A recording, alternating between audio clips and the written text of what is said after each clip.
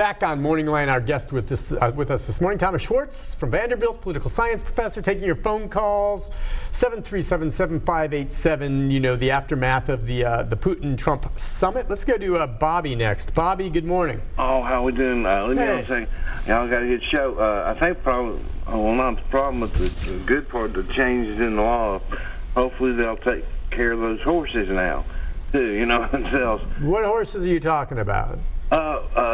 There's nothing like horses considered farm animal and disposable. You know, not like dogs or cats. It's a different show. Let's go next to Grady. I don't know. Come on now, Robert or Bobby. You got to get on there now. Let's go. Grady, good morning, Grady. What's on your mind, pal? Morning, Nick and Dr. Schwartz. You know, I mean, we had Putin yesterday come up with this crazy idea. He's going to let the fox check on why the hens got killed in the hen house in the coop. You know, I mean, we're going to bring this man over here. We're going to let him sit in and listen to us and interrogate these people. That's the most ridiculous thing you ever heard of. You know, and Putin looked like a puppet that the puppeteer was controlling the whole time. And what I want to know is, what did the man have on the sign that they took out of the room? And you know, Putin had the right idea when they were going into Germany that, you know, let's go ahead and whip Russia while we're here. Russia has never been a country that we could trust, and they've put the missiles in Cuba. You know, I mean, who wants to be friends with these people? We're disassembling our allies that, you know, fought with us during every conflict we ever had. I'll hang up and listen to y'all's comment this morning. What was he referring to that was taken out of the room? Did you see? Yes. What was that? There was a reporter in the room who was holding up a sign that said nuclear weapons ban. It had, or something to that extent.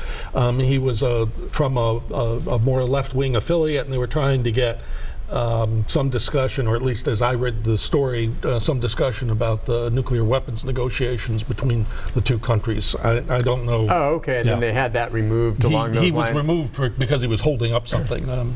Okay. Was there anything else now? That's one other element they could have talked about. We're all focused in on, you know, the president accepting Putin's explanation that they weren't involved. So, okay, that's part of it. What else do we think of substance? Did they perhaps talk about? They were, what, in a room together just with their interpreters for about 2 hours. No media in there. No one, I don't know, was it recorded? Besides the interpreters, does anyone really know what was said? Besides the two principals? Well, you would hope that you know, that the interpreters, in some sense or whatever, there's some manner there'll be a record, because obviously people can't act unless they know if the president and Putin made any decisions or agreements. But they could have been talking about what was thought to be a central subject was Iran and Syria, namely the issue of getting Iran or controlling Iran's intervention in Syria, which has the possibility of causing a war between Iran and Israel. And Netanyahu was in Russia recently. Russia has a great deal of influence in both Syria and Iran, and the idea that they might have talked about that, as well as the issue of how to deal with the Ukraine and getting the Russians to call off the war in eastern Ukraine, and the issue of how to deal with the Crimea. Okay, so I mean, those were the types of things that they could have discussed. Is it unusual? I mean, I understand the media not being privy to a lot of these meetings. We shouldn't be in all of those, of course. But is it usually that way, where it's just the two leaders and maybe the interpreter, as opposed to maybe at least having some staffers with them? I mean, is that a little more unusual? Because then, I mean... Yeah, presidents usually want to have a record keeper. And oftentimes, for example, Nixon, who liked one-on-one meetings, still would have Kissinger in with him because of the need for having a sort of the person if nothing who else, knew to the have some assistance. Right. So yeah, I do wonder in this particular case why it was only the one-on-one.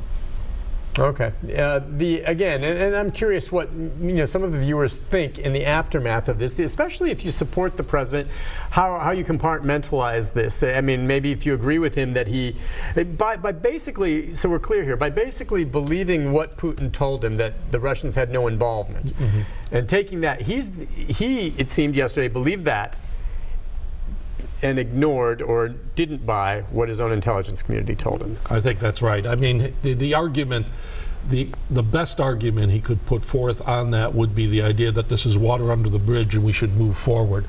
The problem is, of course, most people would say, well, if Putin did it this time and there's no consequences, he's going to do it again in 2018 or 2020. But yeah, there's already word or people concerned that even in this upcoming election, the midterm, that there's already some types of manipulation happening there. And again, when we talk about election manipulation, just so we're clear, I think you hit it earlier that, Putin and whatever they're doing through posts online, or what are they alleging? Basically nuts and bolts that did to manipulate the election. It's not like they got into the voting machines and changed the vote count. The idea is they didn't do that. They didn't do that, which would be the worst of all, but no one breached that. So how did they do this? Was it through just information releases? Was it what? Well, what seems to be the case is that they had a fairly sophisticated understanding of what we would normally call swing districts and targeting areas for information and for particularly sort of negative campaigning and other things in areas that were very close, so that they targeted, for example, swing areas in the Midwest, which were sort of crucial to Donald Trump's victory. So the idea is that they have a fairly sophisticated understanding of where American politics is now, and that they use that to target their information. Okay, that's just, and now we understand campaigns in this country do that very thing. Right. Where this becomes a concern is that what they were doing, if it was a campaign in this country among Americans, would be just as legal campaigning. The concern is that this is a foreign power that is coming in and doing this, and look, we can do it to ourselves, but you can't come in and do it. Is what that is actually basically. We can do it to ourselves, but the idea that they can do it, and they usually hide behind a sort of mask of like being Americans, and that's the thing that I think is most alarming. In your take, you can go ahead and call them on it. You can put sanctions or whatever, whoever you believe. How do you stop that now? And I'm guessing right now the rest of the world, China especially, sees indeed if Russia did this, which I believe they did, other countries can do the same thing. And here's the thing too. Putin's right when he says every country has spies. And the United States has done cyber stuff too. Come on, don't think we haven't done it as well. How do you stop it? Well, I think that's where you get into the idea of threatening some types of cyber retaliation in that manner. That's complicated because, of course, what rises to the level, what types of, if they interfere with our election, should we shut down a power plant in Moscow through our computers? That doesn't seem right. What is the proper, we can't interfere in their elections in the same way because the elections are already loaded toward Putin. So what is the comparable thing? In the arms race, in the nuclear arms race, if one side built up a weapon, we built a counter weapon. This cyber warfare creates a lot of complications on this in terms of what is the proper retaliation. Yeah, I just don't know how you go about doing something like that. But you have to have a president willing to call them out, and that's not, since we don't have that, it's sort of hard to see how that'll go. Now, Facebook took some heat for, and they supposedly are trying to put standards in place to prevent certain things from going out on Facebook, right?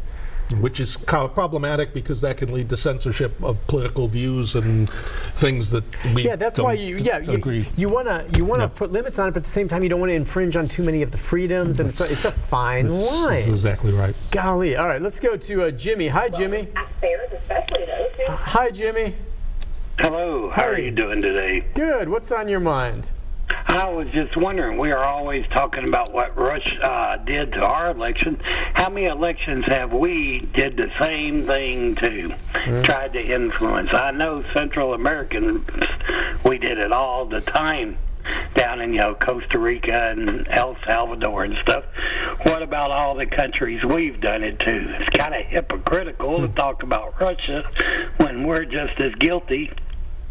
Well, it's interesting. I mean, I think he makes a good point. And now it's kind of like, we're a country and we do it, but we don't want it done to us, and so everyone can take steps to try to prevent it. But would you agree? I mean, you've heard about that in Central America, and you know how many times have we influenced what new government takes over in a country? We have, and certainly during the Cold War, when we thought our security was at stake, we did it a lot. We tried usually old-fashioned things, spreading around money to supporters that of our candidates and this sort of thing. There's no question that our hands are not clean on this. I think what's different now is this sense that after the Cold War, that countries would have a different level of behavior without that existential threat. And what's clear is that that really hasn't happened, and that you're still seeing that. I think there haven't been quite as many accusations of the United States dealing as dramatically in this way, although Putin, of course, believes that our support for non-governmental organizations and for democracy promotion in countries is a form of interference. And we have done that. We have promoted democracy in countries since the end of the Cold War with institutions and with funding political parties going over. And he sees that as a form of interference, but that's because he's an autocrat. He doesn't want anybody coming in and influencing. And so there is another line there of sort of saying what would be legitimate for a foreign power to do in terms of trying to encourage the development of democratic institutions in countries that were formerly autocratic. And that's an autocrat sees that as interference. As interference. It all depends on your perspective, doesn't it? It does, but I think there's a slightly different take on that, because I think the promotion of democracy and human rights is a good thing. Right. But it can be seen by those who don't want that as a problem. No, that's an excellent point. So my thinking is, democracy, and you could say, well, that's their system of government. As a human being, and I don't care what your nationality, freedom and not fear of your government and having a government that supports you is crucial. And the very things that we're doing here and taking calls that maybe question our president here or there or other leaders will get you shot or sent to Siberia in Russia. All right, so just don't don't forget that. It's bad, and you'll just be flat out killed in North Korea.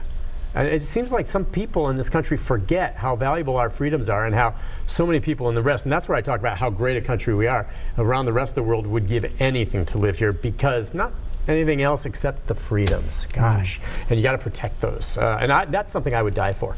Talk about going to fight, I would die to protect our freedoms. We'll take a break. We'll be back with more of your calls right after this.